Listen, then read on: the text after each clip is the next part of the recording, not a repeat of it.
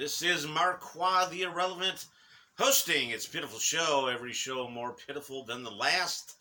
Not necessarily true, it's just a tagline. I needed one, and I'm covering all my bases. I am here with Billy, my producer, and his girlfriend, Darla. They are not actually here, but they are on, I have notes for this, FaceTime, because they're in New York. They're in New York, and that's relevant. Probably Darla's idea. They are at Keen's Steakhouse in New York, purportedly the best steakhouse in New York. And they are having, this is ridiculous, a mutton chop. Now, I don't know what's a mutton chop, Billy? What is it, Darla? It's a saddle of lamb. It's a saddle of lamb. I'm not going to ask any more questions because I don't want to keep going into this. So the reason we're going to New York today is because Wisconsin is not the only state that brews beers. Now, I had a beer can collection when I was small, and we're going to be going through those beer stories all along. Number one, I want to state that if you're from the Midwest and you see a Schlitz Tallboy, which was from my last show that you didn't watch, and it says Schlitz Tallboy Light, I am going to be miffed. Some beers shouldn't have light beer. If you're going to have a beer, don't have a light pizza, don't have a Diet Coke, just go to town. Okay? That's the lesson I learned from my father. Now, I'm going to put this down. Oh, here's the tie of the day. I'm not going to wear it because nobody can see me wearing it. There it is. Bunch of stopwatches. Okay, the story today is going to New York, because we went to New York every year when I was younger for 2 weeks,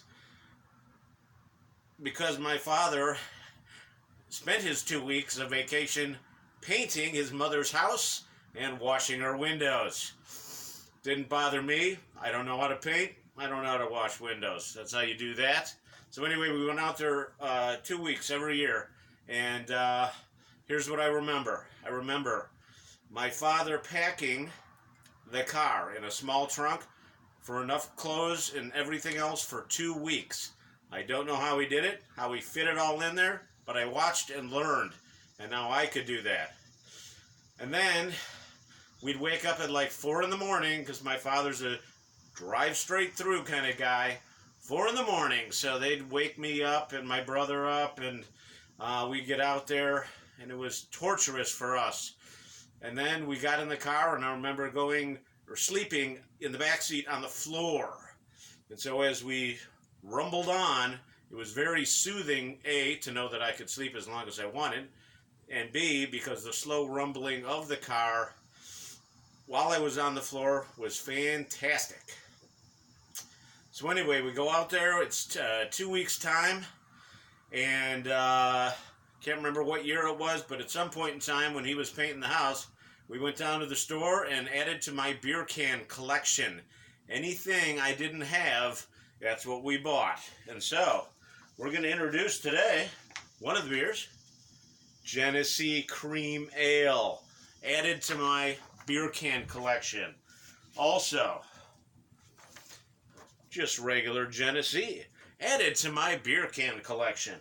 And so every year, which is part of the reason why I had a great beer can collection, is because we'd go to the store and my dad would buy everything I didn't have. So anyway, that's that story. And I remember, and we went to Springville, New York. That's where we went. That's where my grandmother lived. And her street, her house was like this, because her street, I swear, was at a 45-degree angle. It was probably only at a 30-degree angle, but I always wondered why people during the winter didn't just slide through the stop sign at the bottom of the street. You know what happens after that. Excuse me. No, Billy.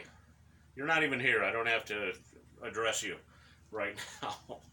Just eat your mutton. So anyway, that's what happened. And then also, because the street was like this, we'd pull up and bottom out every single time. I'm sure that miffed my Dad, until I destroyed the car later. That's a different story. Just the door. No big. It was the door, Billy. So that's that story. There's more to this story, but I couldn't fit it all in one taping because I know that nobody's watching, and if they are watching, they don't have this much time to spend watching me do my thing. So, on behalf of my producer Billy from New York at Keen's Steakhouse and his girlfriend Darla, I am Marqua the Irrelevant hosting its pitiful show, How Now, Brown Cow. How Now, Brown Cow. And I hear you clucking, big chicken. That is all.